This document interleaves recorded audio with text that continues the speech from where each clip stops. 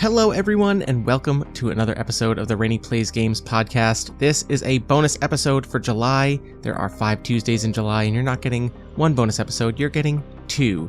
I released my design-a-log, which is basically just my update for games that I have in development, and I realized I never did this when we actually released MECH, the original game, and now is as good a time as any to put out an episode of me playing through one of my mech cities, and I'm actually going to be playing Rosso's mech city, because this is the first one he's made for this game, and we're already designing the next few. But if you're not aware, myself and my friend Rosso, Matt Rosso, have put out a game called MECH, which is a carved by Rune solo TTRPG based on Spencer Campbell, aka Gila RPG's Rune and Reap, which are incredible Souls-like games. They are solo, they are tactical, they are on a small grid, and you have limited actions available to you. Enemies are going to be pursuing you, doing various actions and things like that, and you have a limited amount of time, thanks to city clocks that are counting down as you take actions. You have a limited amount of time to stop a powerful force from, in the case of MECH, our game, destroying an entire city. In Rune and Reap, you play a Engraved or a Necromancer. They're very Dark Souls inspired. And in MECH, you are a mech pilot going up against awakening kaiju-like threats known as Dormants, who are emerging for the first time in a long time because humanity has broken their promises to these great, powerful beings. Much like Godzilla was a symbol or metaphor for nuclear weapons and the atomic bomb and all of the fallout and destruction that came with that, our Dormants are kind of an analogy or a metaphor or a symbol for humanity's wanton destruction of planet Earth, if you will. Leave it to me to boost an environmentalist message.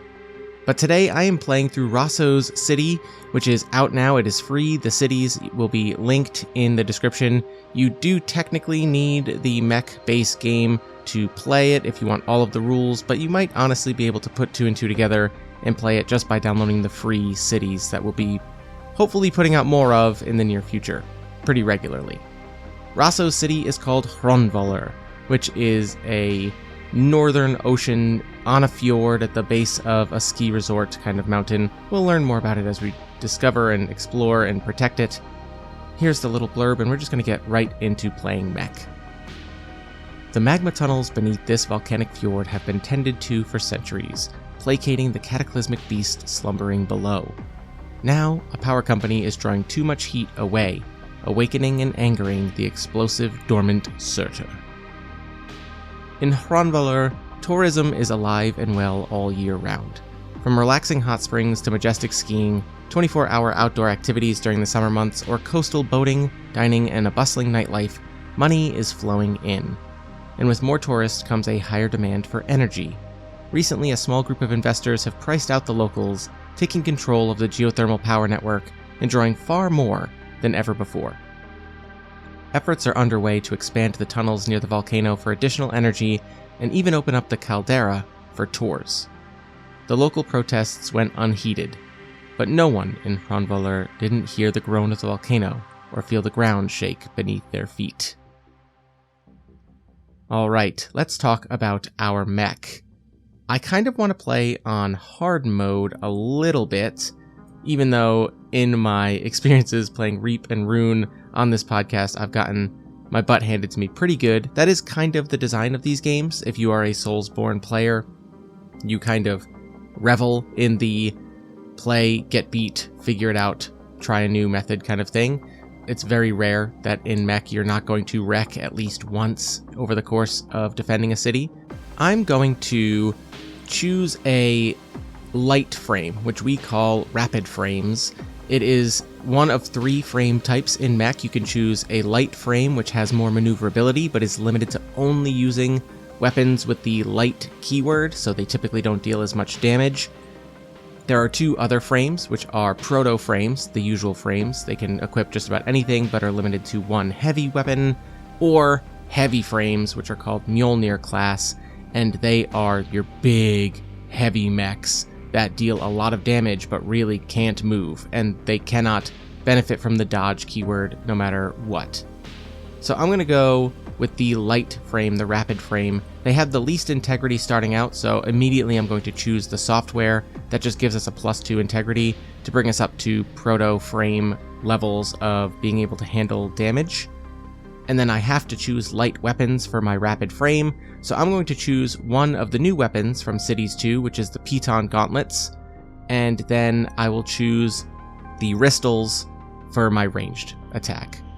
So all mechs get 2 weapons, a software, and 1 module. So modules kind of do a little bit of everything. It allows you to cover your bases a little bit when building out your mech.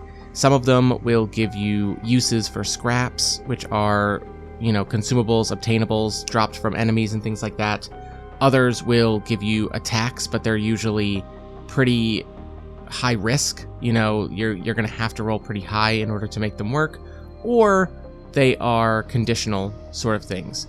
I'm going to, because I'm a light frame and can't do a lot of damage, but I am very mobile, I'm going to choose proximity mines for my module to start off. That is a module that allows me to deploy a trap, a mine, in an adjacent square, and I can then move, and if I lure enemies towards me and they step on that square, the mine explodes and deals them damage. So my whole goal for this is going to be moving around the grid a lot when we get into fights. Alright, now that we have our mech set up, let's talk about how cities work in MECH. When you play this game, you are playing in a self-contained city. It is the equivalent of a realm in Rune or Reap, and cities have very specific rules that only apply to them.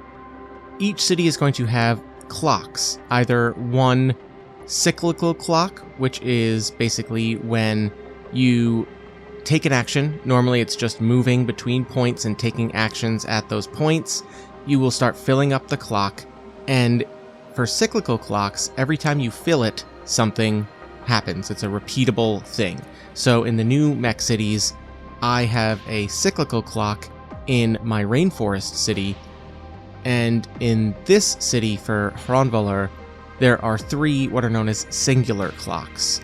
As we fill those up, very specific things are going to happen that are going to change our options really moving forward. They're usually bigger events. So the first and second clock are filled when you hit 6 clock segments, and then the final clock in Hraunvollr is filled at 10 segments. So that's a really big one. I hope we don't have to get there. Finally, each city in MECH has a promise. These are things that have been abandoned by people and caused the Dormants to awaken and begin their destruction or revenge, or however you want to frame it.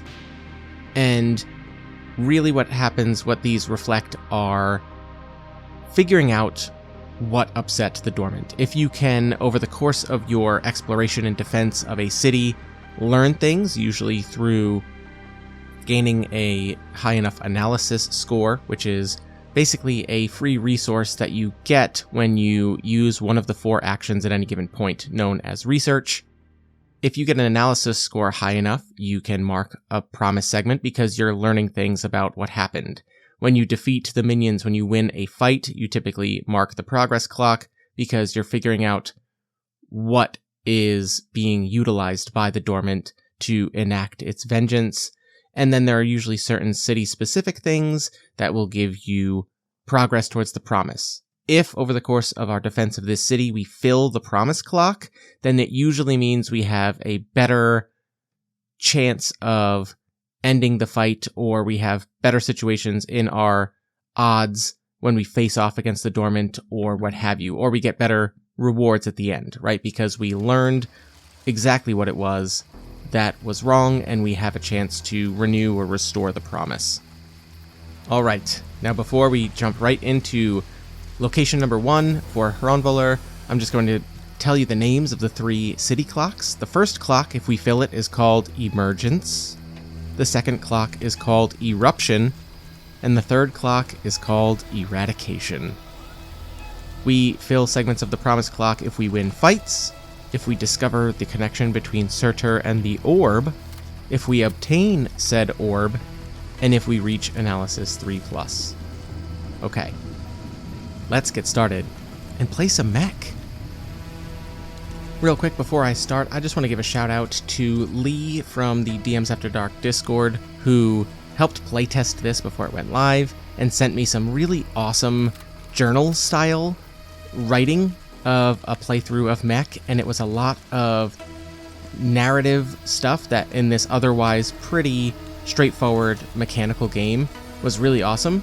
I'm admittedly, for the sake of displaying this game, not going to be injecting a whole lot of specific subjective narrative, but I love the idea of people playing this game and giving their pilot and their mech a history and fleshing out the why of the pilot program, the specifics of what their pilot is thinking as they're going through all of this stuff. You've obviously been debriefed before you're sent to the hangar, etc. So, fair warning, I'm not going to be doing a whole lot of that for the purposes of this demo, but I highly encourage and would love to hear and read anybody's playthroughs of MECH if you do that, and you go about it in a way that you are fleshing out the story behind all of the things that are happening in the blow-by-blow dice roll and assign actions and things like that. If you want to extrapolate that and turn it into something more cinematic, I would love to see and hear that. So, apologies in advance for not doing that, but for the purposes of this demo, I just kind of want to show people how it's played, so let's play.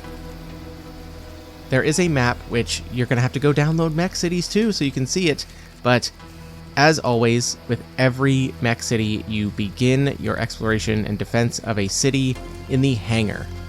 In Hraunvollr, there is a hangar warehouse, and this is the description of it. It says, Hraunvollr is well known for its commercial fishing industry, making it a shipbuilding powerhouse as well.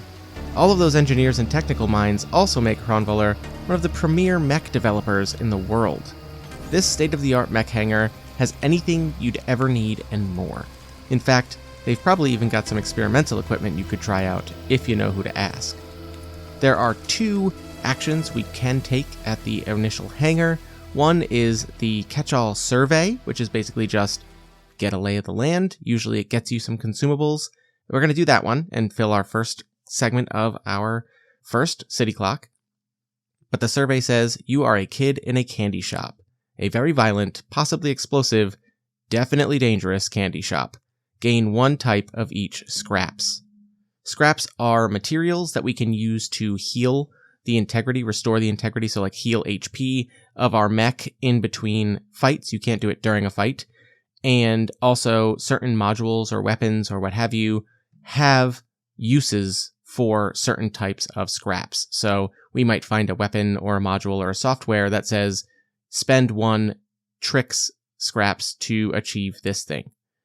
There is another action available at the hangar warehouse, which is a mission. These are usually optional things you can do and usually come with better rewards or information, but this mission requires that we have a special item that we don't have yet. So we are simply going to take 1 of each type of scraps. You can carry up to 3 of each, so we have 1 tools, 1 tech, and 1 tricks scrap, and we are going to move between points. The hangar is connected to a couple of different points. We can go either to the downtown area of Hraunvollr, or we can go deeper into the fjord. Because I know this city, I'm going to make the decision to go to downtown, and we're going to head right into the city. When we arrive in downtown, the description says, Hraunvollr is not a large city, primarily drawing tourists throughout the year with its various natural attractions. The downtown consists of waterfront restaurants, bars, and boat tours throughout the fjords for whale watching, trips to nearby islands, or similar. With the evacuation in full swing, ships are filling up fast to get people out of the city before the volcano erupts. I love the idea of seeing a mech, this enormous, I think, in my mind, even the rapid frames are something like 25, 30 feet tall. I imagine the Mjolnir class are just like enormous, tanky sort of mechs, but I think that as a mech shows up, there is a little bit of hope and cheer maybe from the general public. The first action we're going to take is another survey, which just says emergency services are giving out packs to evacuees and local businesses are offering what they can to help people. Your mech's arrival bolsters spirits, and people are willing to help. Gain 1 of each type of scraps and 1 patch kit. I don't know if this is a dangerous omen that we are going to need all of these scraps to heal and patch kit to heal, but it's nice to have them if we're going to need them. And then there is a fight action, which normally you cannot skip if you are at a point where there is a fight action, but this one has an asterisk and it requires an analysis score of 3, which we do not have, so therefore we don't even have access to it. We don't have to worry about it. There is a mission, however, that doesn't have a prerequisite, so why don't we do that? It says here, the corporate park of Eljan Industries takes up an entire harbor and corner of the fjord, with a towering skyscraper corporate headquarters, multiple small outbuildings, and energy stations. The whole compound is surrounded by tall fences under constant surveillance and defended by private security. But you know there are secrets in those walls that will help save this city.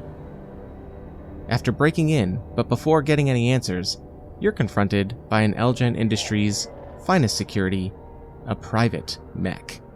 And we are going to go into a combat against another mech. Okay, so fights in mech occur on a 5x5 grid. Columns are A, B, C, D, and E, and rows are descending 1, 2, 3, 4, and 5. So 5 is the bottom. For every fight, you will have a description of where terrain is that you need to be aware of, where the enemies start, and where your mech starts. So for this fight against the private mech, we have permanent terrain, which is something you typically cannot move through or fire ranged weapons through in squares B4 and B5, with difficult terrain in squares A2, B2, D2, and E2, so the whole second row, and the mech starts right in the middle of the second row there at C2, like it is on a patrol or holding down, standing guard at an entrance to this compound. And our mech is going to start at the bottom of the middle row, so we are facing down, looking at one another as our mech is attempting to get somewhere they probably are not supposed to be going. Now, normally, combat in mech, this is a pretty poor first example, so sorry, but hey, I'm just playing this game randomly here. Normally, you have an enemy and you roll a d6 for that enemy, and depending on your result, you know exactly what that enemy is going to do. For these private mechs, you actually have to almost play them like other mechs. You are only going to roll 1d6 for them to assign their action, but they have a full loadout from 2 weapons, software, and module. So by the end of this, we might be able to take weapons if we're interested in those, but they have a little more options than the usual enemies. Combat in mech always follows the same 5 steps. The first is to roll dice for the enemies and determine their actions. So we're going to roll a d6 for this mech, and of course, I get a 6, which is the best result.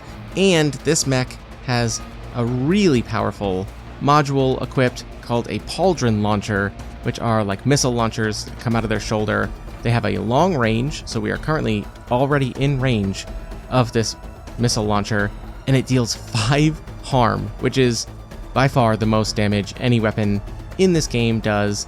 So I need to get out of that. They are going to assign their 6 to their module, and as long as I am within 2 or 3 squares, I am in danger of getting hit by these missiles and taking 5 harm, which is crazy. Then step 2 of every combat is to move enemies if they rolled a result that has them move around the map, and resolve any non-damage based moves. So if they spawn, if they affect the terrain, anything like that. Since our enemy mech is not moving, they are just gonna launch some missiles at us. We don't have to move them. The third step of every combat is to roll for your mech. We get 2 dice to roll. Ooh, and I rolled well. I rolled a 4 and a 5.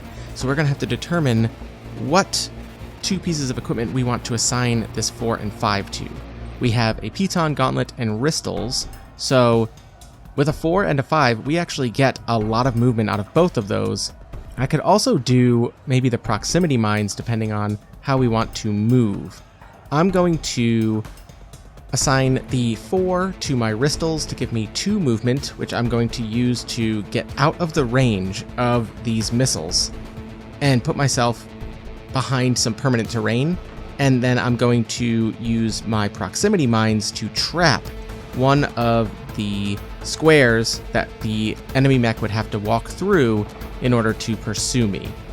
So the next step of the combat is to move my mech, and then we deal all damage at the same time. Since no damage is being done to either side here, then we just kind of move on. The last step is usually collect scraps. If any enemies have fallen, you can grab scraps to then further use in the future.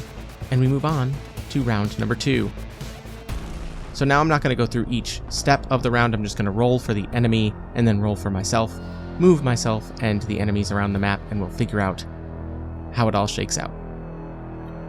Alright, so for round 2, the enemy rolls a 5 and I roll a 3 and a 4. So the enemy cannot use their best module, their pauldron missile launchers. So instead, this doesn't really make a difference for them. They're going to be able to move 1. We're going to use their snowblower weapon, which does 2 harm ice tag on it, and it would slow us down as long as we are within 1 or 2 squares.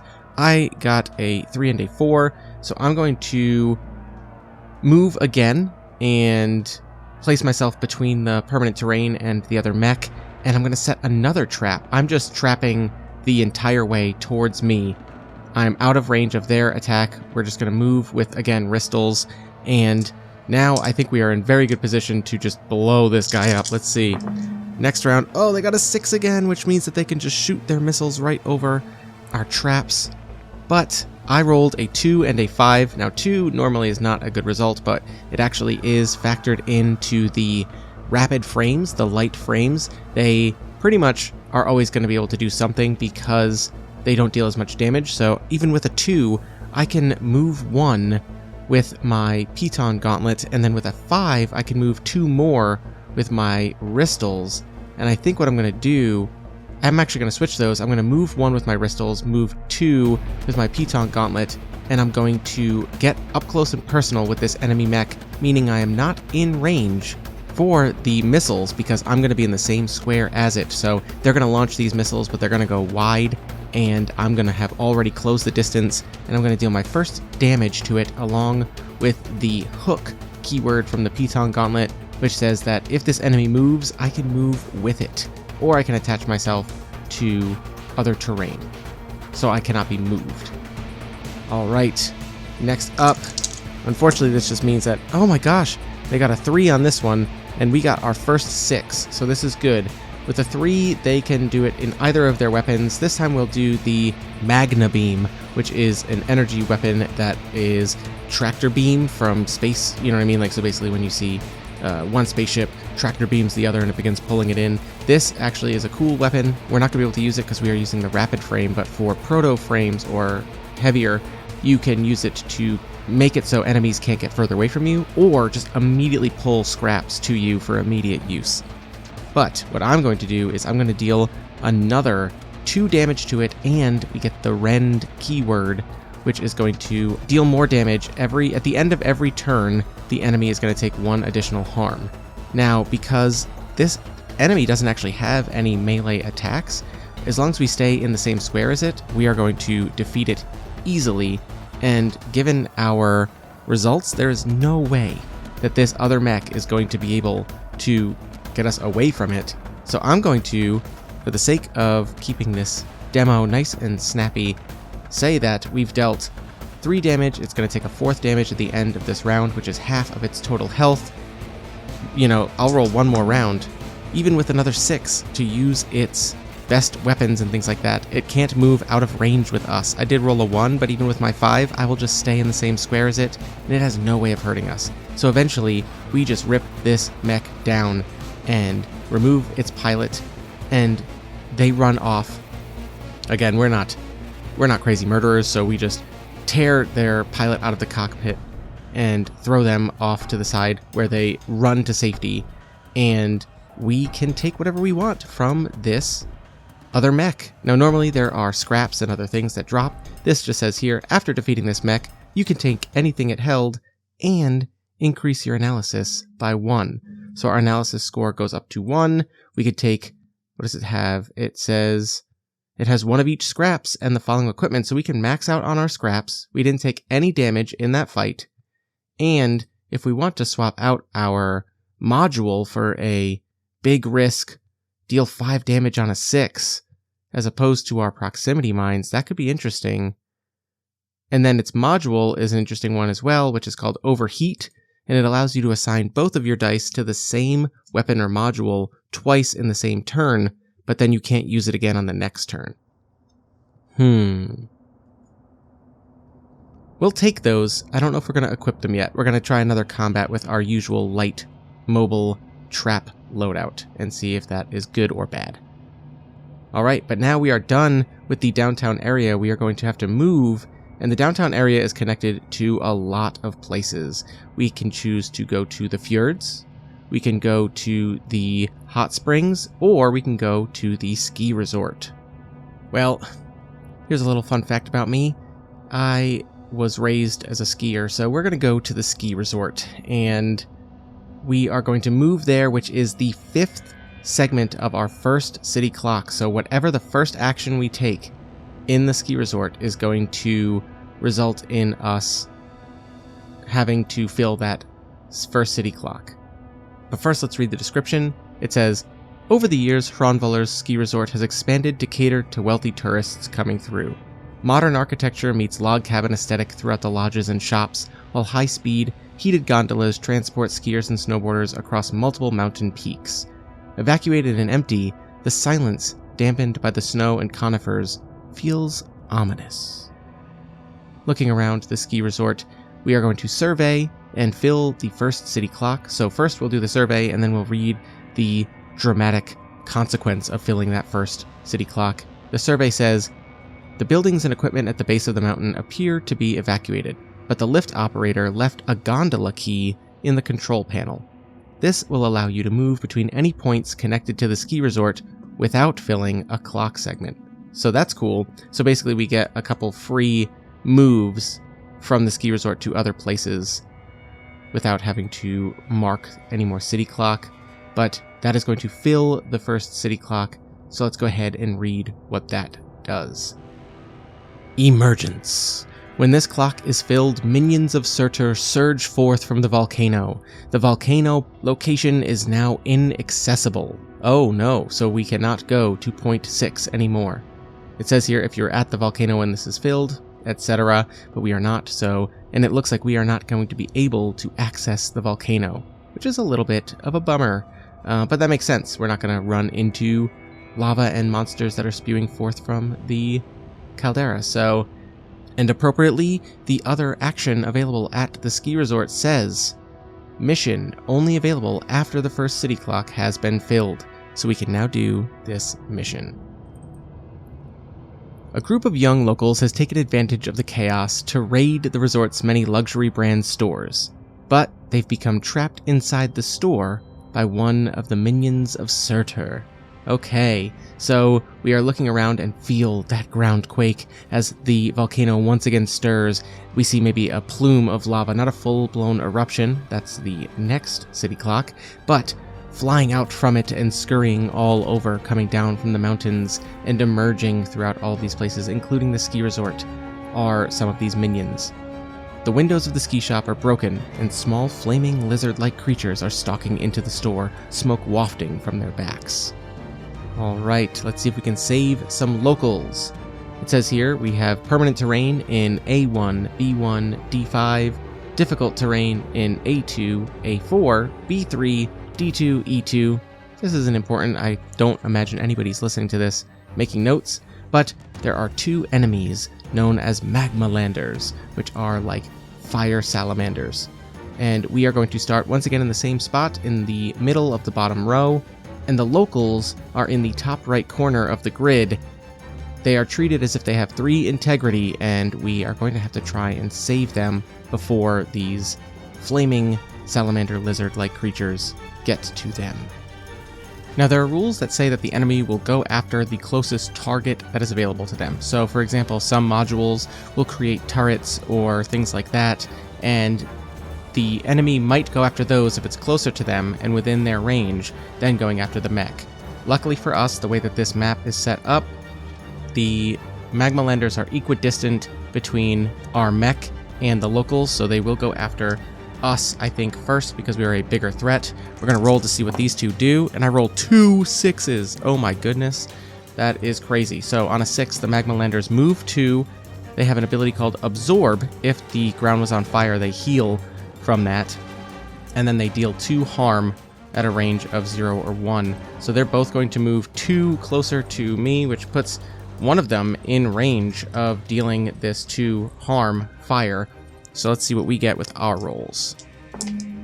2 2s. Oh my goodness, that's not great. All right, with 2 2s, we can move, and we can deal some harm.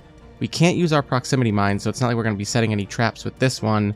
I think our best bet is going to have to be getting out of a trapped area between 2 permanent terrain. We're going to take 2 harm fire from one of these, and we're going to use our Ristles to deal 1 harm to them. They have 3 hit points each, or 3 health each, so one of them is down to 3, but we have not been able to do as much as we'd hoped. Alright, round 2, here goes. A 1 and a 3, so this is the opposite end of the abilities for a magma lander. On a 1 to 3, they simply move 2, but they start every square that they move through on fire. Now moving into a square that is on fire is going to deal 1 fire damage. So they are just beginning to put this whole store up in flames. Let's see if we can get out of there. A 3 and a 4, so we should be able to move out of the way. We can, with a 4, move 2 with our Ristles and get out of the way. I think that we're going to run past them, and we'll have a little bit of maneuverability to drop a trap in the way, and we can hit one of them with the Ristles, meaning that one of them is down to 1 hit point, the other is down still at 3. Let's see, we're going to roll for them a 2 and a 3, or a 2 and a 5, excuse me. So this one is going to once again move all the way across, trying to get to us. They're chasing us around and starting fires all throughout this store. That is not good. The other one that rolled the 5 is going to be able to move 2, harm 1. So it gets in the same exact space as us. Actually, it walks through the trap and explodes. So that one is no longer alive. That's great. So we take out one of them with our trap. The other one is adjacent to us, setting everything on fire. We roll for us a 5 and a 2. I'm actually going to get in the same square as it, and I'm going to... Oh, actually, I should not do that because that square is on fire. So I'm going to move and hit it for 1 with my Ristles. All right. Last round, most likely, they get another 6. Oh no, they are going to get really up close to us. They can absorb fire by moving 2. Oh boy, so they're going to be at full health. Let's see if we can get anything good here. We get a 4 and a 1. No, so we're actually going to pretty much play this all over again. With a 4, we can move 2, so we're not going to take any damage from them. But they are going to heal back up to full. Let's see, their last turn, they get a 1, so they're moving, setting things on fire, and that's more like it. We get a 4 and a 6, so we can move into the same square as them. We're going to take 1 more harm from moving through fire, bringing us down to 7 integrity, but we managed to harm them, rend them, and that lingering damage from the rend keyword of our Piton Gauntlet is going to finish them off at the end of the round. We have successfully saved the locals. I'm debating, although I didn't roll many 6s, I'm debating switching out my proximity mines for that missile launcher. 5 damage could be really, really huge. We're going to stick with it. We're going to stick with what we got for now. Alright, after the combat is over, I'm going to heal back up to 10 with my scraps, using 1 of each. And then it says when the battle is over, you can take any 1 scraps from the shop. I'll just replace 1, bringing it up to 3. And then if you manage to defeat the magma landers before they catch the locals will give you the snowblower weapon, which is one of the weapons that was on the mech we fought earlier. It deals ice damage and slows the enemy, but it is not a light weapon, so we cannot equip it. Alright. Now, normally, from the ski resort, we can access 3 locations, either the volcano, the hot springs, or downtown. But because the first city clock was filled, the volcano is no longer accessible, so we can only go to the hot springs or backtrack to downtown. So we're obviously going to the hot springs, but we can use our gondola key to take the gondola and not spend or not fill a clock segment of the second clock, which already has 1 out of 6 segments filled because we took that mission on. So we arrive at the hot springs, and there are 3 actions available to us. The first we're going to take is a research action. So this is usually a safe option. It does obviously cost 1 city clock segment, but it gives you information. First, let's read the hot springs intro. These natural springs have been expanded through careful construction through the nearby volcanic tunnels. The steam from the springs makes vision difficult, and your sensors are suggesting the water temperature is higher than usual. Access to the hot springs goes through a commercial spa and wellness center, and the research option tells us that there is detailed written and video documentation of Eljan Industries' decades-long work to harness the geothermal power of the volcano. There are maps showing the tunneling projects throughout the fjord and nearby mountains. We get to increase our analysis up to 2, so only 1 more before we get to mark a promised clock segment, which, by the way, we are at 2 out of 6 on because we have won 2 fights so far.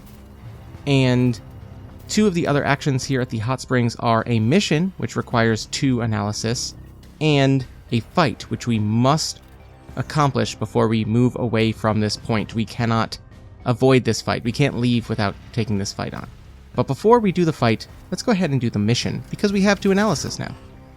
So the mission says, your mapping analysis software cross-checks the intel you've received about the Eljan Industries tunneling projects and the fluctuating water temperatures at the springs, and suggests there might be something below the hot springs. As your heavy mech sinks into the deepest of the pools, your sensors begin reading out dangerously hot water temperatures until you hit the floor and activate your external light. Looking around, there are tunnels throughout here, but underwater power lines and equipment have been installed. You receive the combustion converter software, so we can swap this out for our software that currently gives us a free +2 to our integrity. We haven't taken a lot of damage yet, but it's easy to spiral in mech. This software, Combustion Converter, says, your mech will take 1 less harm from any attack with the fire tag and is immune to the burn keyword. It also has an optional use called Heat Siphon. Whenever your mech takes any damage with the fire tag, you can spend 1 Trix scraps to add +1 harm fire to your next attack. I think we might swap that out. Taking less damage might balance out the +2 flat integrity. You know what? Let's equip it and see how it works for us. So now our integrity as a rapid frame light mech is back down to the usual 8. So we're a little squishier than we just were, but we're better equipped to fight against fire. Alright, and with that, let's see if this is going to matter in our upcoming fight. As we emerge back from the hot springs, the deepest pool that we could drop down into with our mech, we emerge, the water is steaming off of our metal frame and everything like that as our mech emerges. It says, the constructed stone pathways weave around many different pools and make for treacherous footing in a mech. Then, the thick steam obscures your screen shield's vision, even with your sensors. As you take a step onto a large boulder, it slides out from under your feet and rises to form a stone creature that almost matches your mech's height. We are going to be fighting against a creature called Pyroclasta, but because the first clock has also been filled, there is an additional enemy here, and that is one of those magma lander lizards. So we are going to go into a combat against a lizard and a rock creature of these hot springs. We start in the middle of the last column in E3, and we face off right straight across from the rock monster in B3. The magma lander is all the way up on the top left corner in A1. There is a diagonal line of difficult terrain, presumably some kind of water or something like that, and then a few outcroppings of permanent terrain. So here goes. We're going to roll for our 2 enemies, see what they do. Both of them got a 2, which we know from the magma lander means that it moves 2 spaces and starts 2 of those squares on fire. And a 2 for the Pyroclasta says that they simply just stand there and shield 2. Oh no. Shields are basically damage reduction. So any damage we deal to this rock creature is going to have to get through its shields first. So it's bulking itself up. This is a primary feature of a lot of the heavy mech equipment. All right, let's see what we get with our 2 fuel dice. A 2 and a 5. So we should be able to move a little bit. I think we're going to use the 5 with our wristles to move into a square where we can hit. Should we hit the big rock creature with all those shields for only 1 harm? Or should we start attacking the lizard that's going to start everything on fire? I think we're going to target the lizard first and then see if we can figure out how to take down this heavy armored rock creature. Our other one is going to be... Oh, you know what? We're going to send out a mine with our 5. We're only going to move 1. Oh, but then we can't hit the magma lander. See, this is why these games are so tactical and difficult. All right, so what we're going to do is we're going to move into this difficult terrain, and we're going to hit the pyroclasta. But because we are in difficult terrain and it has shields, it doesn't actually deal any damage, but we are going to trap the square next to us, so anything coming at us is going to take 2 damage when they set it off. Round 2, let's see what they get. A 3 and a 5. Alright, so the 3 is yet again the magma lander. It is just moving fast, and actually because of that, it is going to run right into our trap, getting closer to us, setting it off. It is going to have 1 hit point, but there's 1 more square that is on fire. And the Pyroclasta got a 5, which says move 1, shield 1, harm 2, fire, and cloaking. Oh my goodness, we made this thing strong. This is a unique creature, by the way. These are one of the only ones that do not return if we were to wreck our mech. In the future, if you defeat a unique enemy, basically they don't come back like everything else if you go back to the hangar. Alright, cloaking is a keyword that means I can't target it with any of my ranged attacks for my turn. So it is up to 3 shield. It is going to hit us for 2 fire if we let it. And we have to roll, so I'm going to have to get out of the way here. A 2 and a 4. Okay, so if I use a 2 with my wristles, I can back up 1 and I can take out the magma lander. So I'm going to do that. And then with the 4, I can lay another trap. So that's exactly what I'm going to do.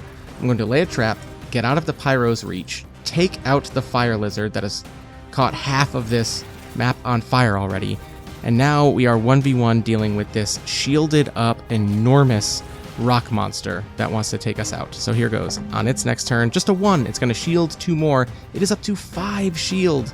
This is bad because if I roll a 6 with it, it has an ability that's going to hurt a lot with all those shields. Here goes. A 5 and a 1 for us. The 1 is useless. We can't do anything with that 1. We are going to use our 5. Do we use our 5 to move into the same square as this Pyroclasta and start tearing at it? I don't think that's a very good idea. But we need to start dealing damage to it. If I use the 5 with the wristles, I can actually hit it. I can move 2 and harm 1, take 1 of its shields down. That's what I'm going to do. I'll place the trap right between us, get rid of 1 of its shields. It's down to 4. And here we go, next round. Oh, it got a 4 that time, so the Pyroclasta on a 4 does move 1, shield 1, harm 2 fire, cloaking, all that, but it's going to set off our trap, so it's going to lose 1 of its shield in the mix. It is going to be in position to hit us for this fire damage, unless we can move. Here goes. And it's cloaking, so we can't target it with any of our ranged attacks, and it will hurt us even if we are in the same square as it. It does have a short range. We rolled a 5 and a 2, so what can we do with these? Well, I think we stick to the game plan that we drew up. I think that despite not being able to deal any damage in this, we're going to use the 5 and the 2, and we're going to move ourselves into a position where we can set a trap between us, and we're going to be out of range for this Pyroclasta to hit us. So here goes. Let's see if it falls for our trap. This has become a battle of attrition. This has a lot of shields. We got a 3, which is just stand there and shield 2 more. Oh no, if I ever roll a 6 with this thing, I am going to get wrecked. So it's up to 5 shields, and we got 2 4s.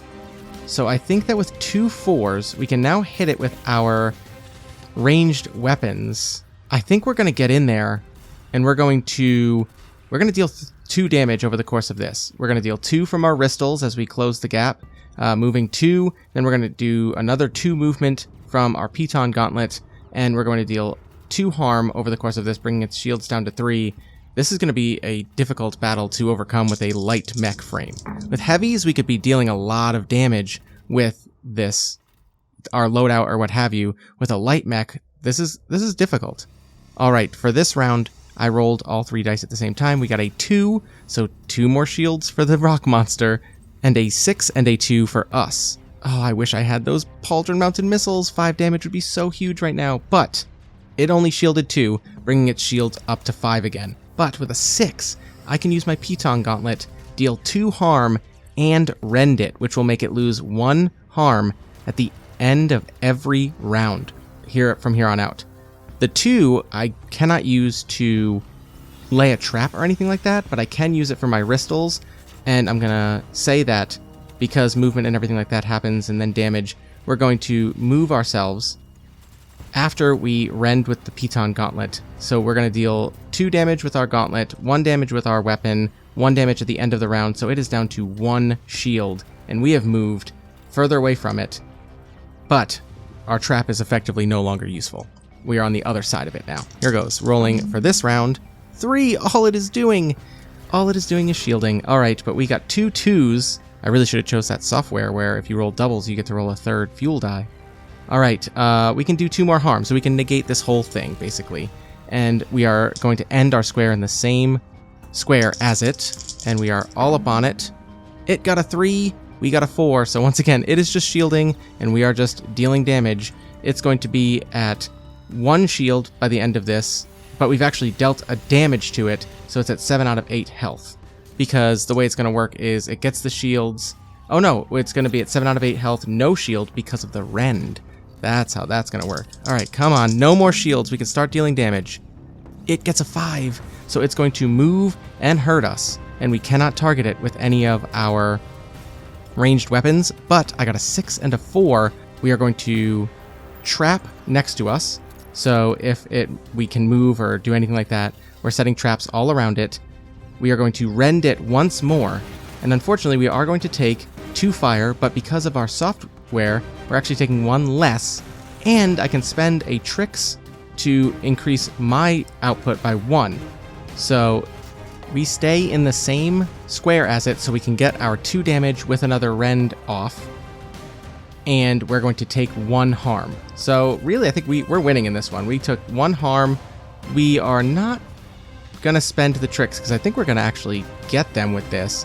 We deal 2 damage, and it loses 2 more because of the rend, bringing it down to 4 and no shields.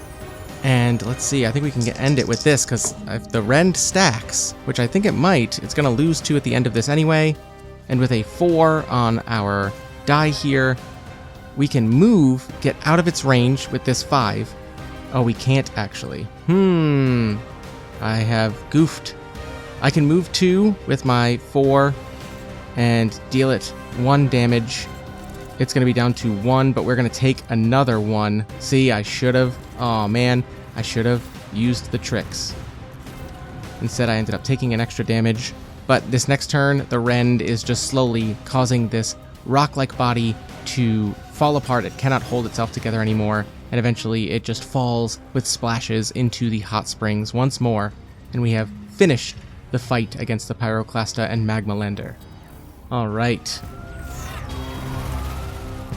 In between moving points, I'm going to spend all 3 of the tools scraps that I have to bring my integrity back up to max, which is only 8 at the moment because of switching out our thing. We got down to 5 there, which is a little scary, honestly. But we're going to move from the hot springs, and we don't really have much of a good option here for moving to another location. We're gonna have to backtrack a little bit.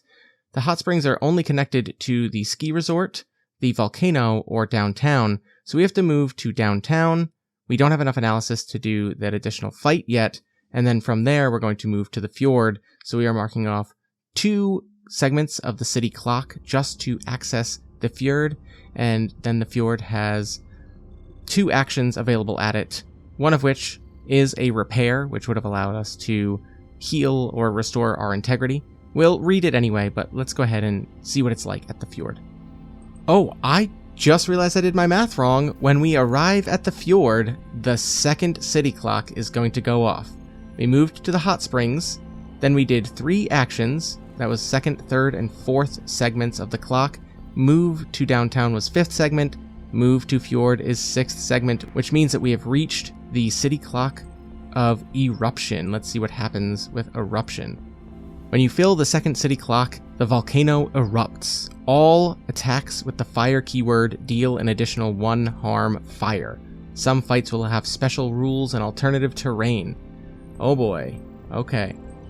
Well, we arrive at the fjord just in time to see the volcano erupt in the distance, and it says, steep cliffs rise precipitously on either side of these deep channels. Many of the cliffs are home to expensive vacation houses, elegant hotels, or make for popular diving spots for locals and tourists. We are going to do the survey action. I guess it doesn't really matter, but I will say why. The survey action allows us to find tool scraps at an overlook, which under different circumstances would be beautiful. But there was an art installation here of reclaimed metal and early mech pieces standing as a monument over the fjord. It inspires you and makes you realize how far mech technology has come in the fight against the Dormants. With this art installation, we find an item called the Kjern Battery. The Kjern Battery is a special item in the city that can be traded back at the hangar with one of the engineers for something maybe interesting. We're going to hold on to it though. We are running out of time, so I think that with this we are going to go from the fjord and we are going to search for Surtr's Cave, which is far to the north and is going to be connected to the volcano, but there is a cave system that I think we have to go to in order to find any information. These caves open into a large, sweltering chamber with an entire wall of opaque crystal, beyond which churning lava flows against the surface. Beneath, many small rivulets of this opaque crystal lead to small craters in the stone, within which eggs the size of small cars incubate. In the center of the room, a 6-inch diameter orb hovers above a pedestal, glowing a dim orange. There are 3 actions that we can take at this location, and we're gonna have to take all of them, but I don't think we can do one yet. This says, research. Carefully navigating across the floor to avoid disturbing the enormous eggs, you approach the pedestal and ponder the strange orb. That was intentional. You find that it is 1/2 of a pear, but the other orb is missing. What purpose these serve remains a mystery, but you can assume whatever they are supposed to control is no longer under control. Alright, we have reached analysis 3, which allows us to improve our promise clock to 4 out of 6. Not bad. And now with 3 analysis, we can go back to downtown and do that additional fight, which might give us information. There is, however, a fight here in the cave that we must do before we leave. There's also a mission, but it requires the orb, which we do not have yet, so. The fight says, this cave is clearly ancient and has been used to incubate these eggs for a very long time. But the presence of modern technology has your threat assessment software spiking. As you follow the thermal wires and power lines, you turn a corner and are fired upon immediately by a heavy mech. We are going up against another of the Elgin security mechs. This one is one of their heavies, called a Jotun mech. Alright, this heavy mech for Elgin Industries has 10 integrity, starts with 2 of each scraps, which it may use for its weapons and gear. And yeah, it's gonna just roll right away to see what happens. We get of course we do. Of course we get a 6. Okay, we have options. With a 6, we can use its Juggernaut helm to just run through any kind of terrain whatsoever and deal a bunch of damage. We can use its Snowblower to harm us, slow us, and hit a bunch of other things. Or it does have the Pauldron Launcher for 5 damage. I think it's going to use the pauldron launcher. It does say it fires a shot at you, so let's give ourselves a chance, because at least with that, we might be able to get out of range. These missiles launch at us. We roll a 1 and a 2. Oh no, I don't think we can get out of range. Actually, we can. Very luckily, we can move forward, and the range of the missiles is 2 or 3, so we are 1 square away, meaning it cannot hit us. We're too close for the splash damage, and they blow up behind us. We close in and are going to get 1 little hit of our Ristles in for 1 harm. Nice. We managed to not get hit with an enormous missile and instead spray it with a little bit of our small light weapons. All right, its next turn, it gets a 5. Of course, this thing is rolling rocks. Okay. With a 5, we're going to use its Juggernaut Helm this time. It is just going to run right at us. It has some cool keywords. Charge says you deal damage to all targets in a line, row, column, or diagonal, which is rare for these games. With a 5 or a 6, it also has the battering keyword, which says it ignores terrain. It destroys permanent terrain, making it difficult terrain instead. So it's just going to charge straight down the C column, and technically, we're supposed to do movement first, so I think that we're going to get hit regardless. But let's see if we can dodge out of the way. We got a 3 and a 4. We can move with that, so I think that harm all happens at the same time. We managed to get out of this column. It's going to go all the way to C5. I think we can put ourselves with a 3 and a 4. We can move 1. Actually, we can move 2 with our Ristles. Get out of the way, lay a trap in its way, this is great, and then hit it for 1 more. We're going to do 3 damage to it, but you know what, for the sake of how this is working in my mind, we are going to take that 3 damage from the charge. It whacks us out of the way, but we managed to put the trap down, which it triggers, blowing itself up on the way down. It is down to 6 integrity, and we are at 5 integrity. Oh boy. Okay, they only rolled a 1 on that one, which, this is one of the few times enemies are not guaranteed an action. This is outfitted like another mech, so a 1 is a useless roll to this enemy, and we are going to... Ooh, there is actually one thing it can do. It can spend all of its scraps to use its pauldron missile launcher. I think that's what it's going to do. We're not going to be able to pick up any scraps from this thing. And we rolled a 4 and a 5, so we got to get out of range, which we can do. We can move 2, get out of range, run away, and lay down a trap, I think is what we're going to do, in between us and it. So the missiles hit one of the permanent pieces of terrain, which is incredibly dangerous down here, right? There are enormous strange eggs incubating down here, which we don't want to upset the Dormant even more, and yet this other mech is just launching off missiles, blowing things up. This is not good. They got another 1. We are getting bailed out so big right now. Okay, we are going to use our 2 and our 3 to move 1, and we are putting a lot of distance between us and it, just for now. It gets a 2 on that one, which it can use something. It can move 1, harm 1 with its snowblower, so it moves a little bit closer to us, ignoring the trap, unfortunately. And we get a 2 and a 5. So I'm going to, with the 5, lay a trap between us. And with the 2, I will move and pepper it with a little bit of Ristles shots. So bringing it down, we're both at 5 integrity. There's a trap laid between us. If it falls for it, here goes. A 5. I think we have to have it charge again. I think that's just the fun thing. It's going to run through, blow up. We're going to take another 3 damage. We're down to 2 integrity from this. We rolled 2 2s, which is not good. We can move, and ooh, it's going to be at 3. Oh, we can only deal it another 1 harm with 2. So it is going to be down to 2 integrity. It runs all the way up. We are directly next to it as it just continues to barrel into this cave. Oh boy, here goes. Last roll maybe? A 3 for it, a 6, and a 1 for us. The 3 is going to be... I think it's going to just continue charging us, but we're going to get in, and with our rend, we are going to be able to avoid the damage.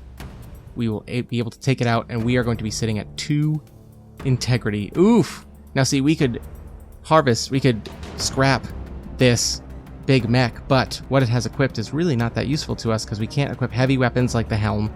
The snowblower cannot be equipped by us. We already have the missile launcher, and it has a combustion converter like we already have equipped. So I have 4 scraps and a patch kit, so I'm going to roll a d6 and hope for a high number here. Nope, that's a 1. So we heal 1 from our patch kit, and I will heal 4 more from our scraps. We are out of scraps. We are at 7 out of 8 integrity, but we can now leave the cave, and that is going to have been 1, 2, 3 out of 10 so far on the final clock. Oh goodness. It's going to come down. It's going to be close if we can pull this off. Alright. Well, we have to go back to downtown if we want to do the one final thing we haven't done, which is potentially obtain the orb. It's going to take us 2 moves to get there, so that brings us up to 5 out of 10 on the city clock, the final city clock eradication. 6 out of 10 to engage in the fight. Oh boy, here goes. We are at 5 out of 6 on the promise clock because we just won another fight, so if this mission contains a fight, then we achieve the promise, which is interesting. So here we go. We have fight, requires analysis 3. Back in downtown, your scanners and analysis have deconstructed the routine security patrols around the Eljan headquarters. High up in the C-suite of the skyscraper, the energy company moguls have sequestered away a mysterious, icy blue, glowing orb found in the tunneling operations. You need to get in, take the orb, and bring it back. Alright, here goes. Oh boy. We have permanent terrain along most of the top row except for A1, which is the square that the orb is currently in. A corner office suite, obviously, as you do. Difficult terrain is scattered around, like desks and things like that, of the upper floors. The enemy is going to be pretty middle in B3, and it is another one of the Elgin class mechs. And it says here, if the first clock's been filled, then there are 2 magma landers drawn to the orb. Oh boy. If either reach the orb, they will swallow it and attempt to flee. Oh gosh, let's not let that happen. And then if the second clock has been filled, which it has, the orb pulses each round, dealing 1 harm fire to all adjacent squares and igniting them. So even just getting to it is going to start fires and hurt us. Oh boy. So we are facing off against 3 enemies. 2 magma landers and 1 enemy mech. The 2 magma landers are in the squares above our mech, so we arrive kind of at the same time. I imagine them maybe bursting through the windows like they did in the shop, and they're just drawn. They're almost like sniffing or like, feeling out because they know the orb is nearby. Here goes, rolling for the enemies. Uh-oh. We got a 6 for one of the magma landers and a 3 for the other, and luckily our mech is not doing anything. They rolled a 1. Unless we do what we did last time, which we're going to do, and we're going to spend all of their scraps. Oh, this one doesn't have enough scraps to do it. Okay, so never mind. This one is useless, but the magma landers are going to do 2 different things. One is going to run around starting fires. Great. Oh, and the other one is going to move to absorb and deal 2 fire, except it's actually 3 fire now because of the second clock going off. But it's actually going to heal in the fire. It's going to get into the same square as our mech. Oh boy. And get ready to deal 3 fire damage. Yikes. Alright, here's our roll. Let's see if we can get out of here. A 5 and a 4. That should be pretty good.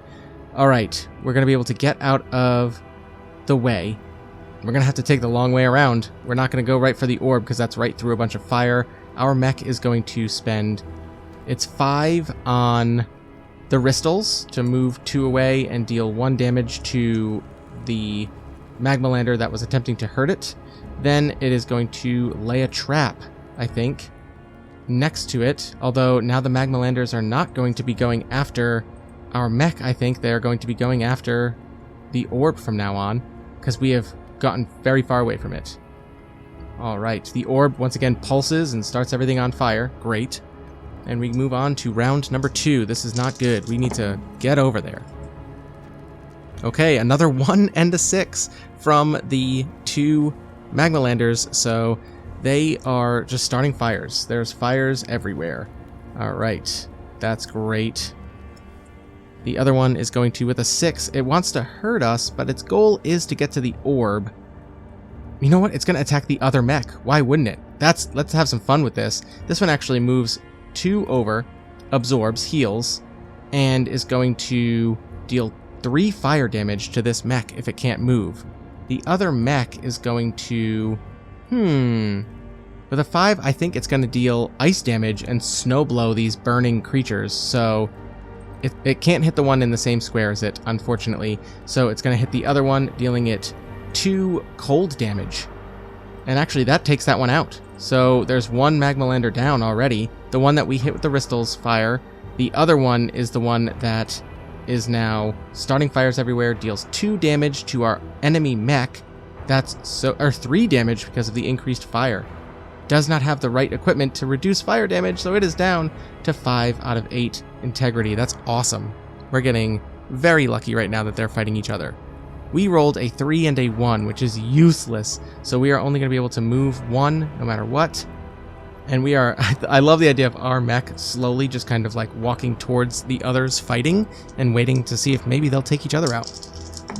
All right, another 6 for this magma lander is going to be more damage, but I think that at this point it's just going to get closer to the orb. At this point it is really close to just swallowing this orb, and that is very bad for us. The mech got a 3, which I think it's going to use to... You know what? This is great. It's going to use its tether to make it so that way it can't actually get any closer to the orb. It's using its magna beam to hold this creature from getting any closer to the orb because it's sent here to protect it. What's our mech get? A 4 and a 6. Ooh, this could be really big for us. With a 4 and a 6, if we use our main weapons, we can move up to 4. And then we'll actually be able to take out the magma lander and rend the mech. Oh, that is absolutely what we're doing. We're going to bring the mech down to 2 as we sneak up. We're going to shoot the magna-beamed magma lander that was making its way towards the orb ready. It had opened its mouth. It was going to swallow it, just chomp down and eat it. But instead, our Ristal's fire hit it. And normally we would stagger it, which reduces its next die roll by 1, making it less effective. But we just deal 2 damage, which is going to take it out. We rend the enemy mech, who turns around seeing us and remembers that we are a threat here, and it comes down to 1 more turn of the mech and our mech. Here goes. They get a 3, we get a 4 and a 3. They have no weapons that can deal damage if we are in the same square as it, so we remain in the same square as it, deal it damage with our piton gauntlets, just kind of raking metal into it and starting to pull things out and around and disconnecting wires and all of these different attachments and things like that on these mechs, and we take it out. We got really, really lucky in that one that we did not really get hurt because the race for the orb caused the magma landers and the other mech to fight. However, the orb is pulsing with fire. We're going to have to take 1 fire damage just to grab it, bringing us down to 6 integrity.